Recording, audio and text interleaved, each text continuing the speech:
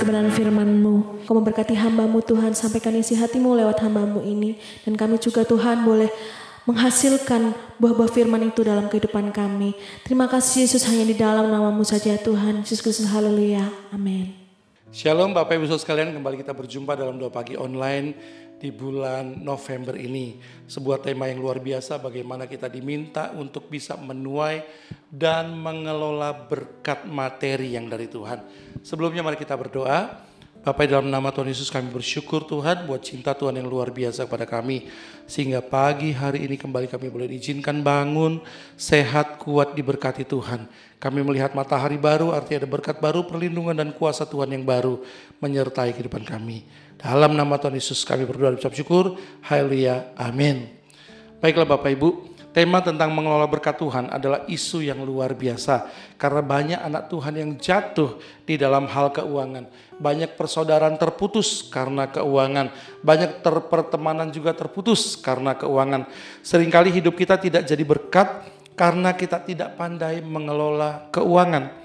Banyak orang susah bukan karena tidak punya penghasilan Bapak Ibu sekalian, tetapi karena kegagalan untuk mengelola keuangan.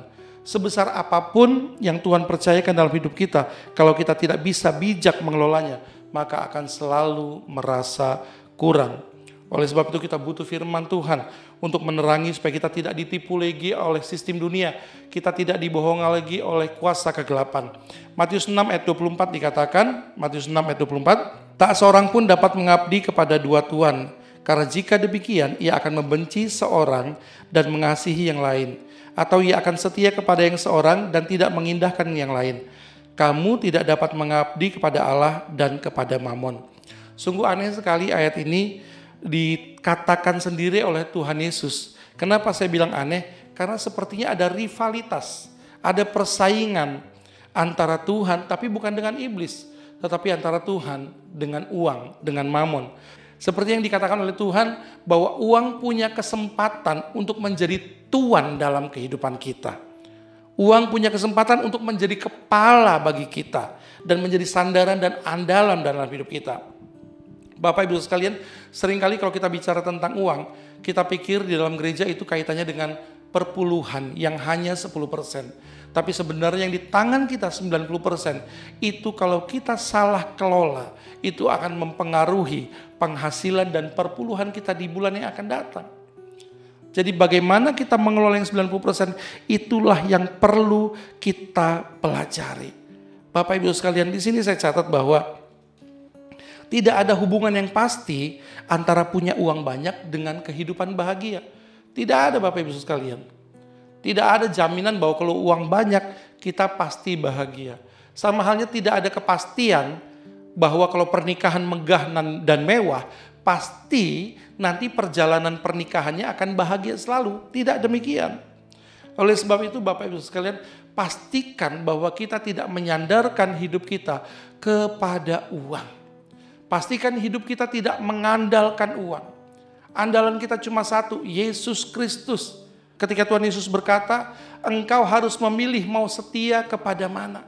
Baiklah pada pagi hari ini setiap kita memilih untuk setia kepada Tuhan. Setia kepada Tuhan satu-satunya, tidak kepada mamon. Kita hanya mengandalkan Tuhan saja. Kita tidak mengandalkan uang, kita tidak bersandar kepada uang, tapi hanya kepada Tuhan satu-satunya. Kenapa? Karena Tuhanlah yang memberikan kepada kita kemampuan untuk memperoleh kekayaan. Kita baca dalam Ulangan 8 ayat 18. Tetapi haruslah engkau ingat kepada Tuhan Allahmu, sebab dialah yang memberikan kepadamu kekuatan untuk memperoleh kekayaan. Tuhan memberikan kepada kita ability, power to produce wealth. Tuhan tidak memberikan kepada kita kemakmuran, tetapi Tuhan memberikan kepada kita kemampuan, ability untuk memperoleh kemakmuran dan kekayaan.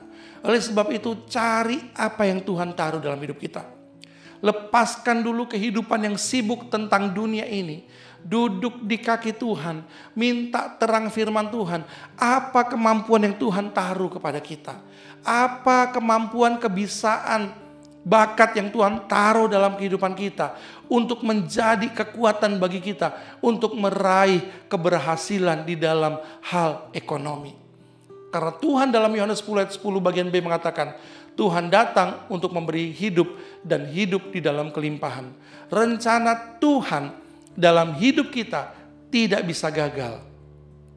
Tetapi mungkin kita yang gagal menghidupi rencana Tuhan. Oleh sebab itu Bapak Ibu sekalian, kembali on track dalam jalurnya Tuhan. Kembali on track dalam rancangannya Tuhan. Dan nikmati apa yang Tuhan akan lakukan dalam hidup kita. Jangan andalkan uang, jangan bersandar kepada mamon. Dan biarlah kita melihat apa yang Tuhan taruh kemampuan untuk kita meraih kekayaan. Dan kita kembali akan melihat mujizat luar biasa terjadi dalam kehidupan kita. Tuhan Yesus memberkati.